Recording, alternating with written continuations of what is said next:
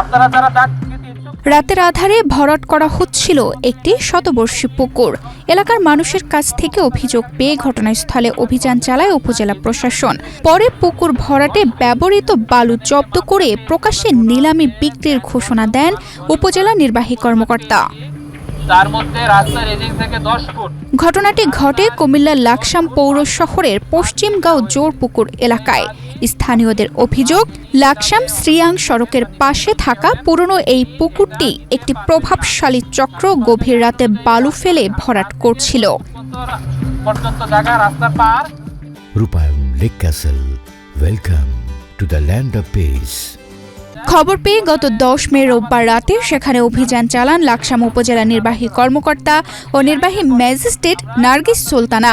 অভিযানে গিয়ে পুকুর ভরাটের সত্যতা পাওয়া গেলেও জড়িত কাউকে ঘটনাস্থলে পাওয়া যায়নি। পরে পুকুরে ফেলা কয়েক লাখ টাকার বালু প্রকাশ্যে নিলামে বিক্রির ঘোষণা দেয় প্রশাসন।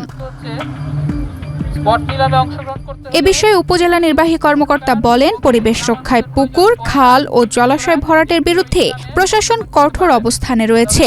এ ধরনের কর্মকাণ্ডের সঙ্গে জড়িতদের বিরুদ্ধে আইনগত ব্যবস্থা নেওয়া হবে।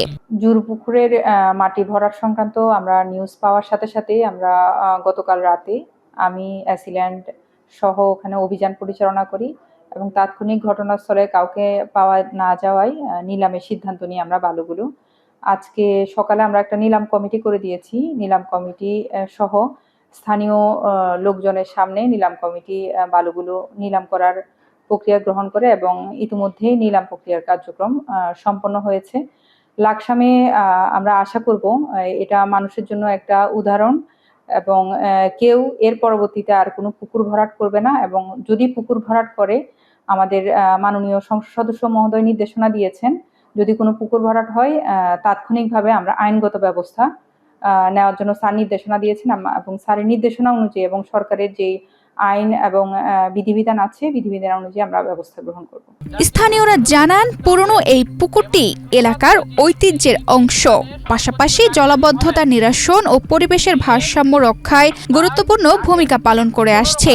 তাই পুকুরটি দ্রুত পুনর্খনন এবং জড়িতদের বিরুদ্ধে ব্যবস্থা নেওয়ার দাবি জানান তারা। তানজিদা রহমান, ইনায়া, বাংলাদেশ প্রতিদিন। পরিশোধ করতে হবে এবং এর পরবর্তীতে আমরা তাকে একটা যুক্তিযুক্ত সময় দেব।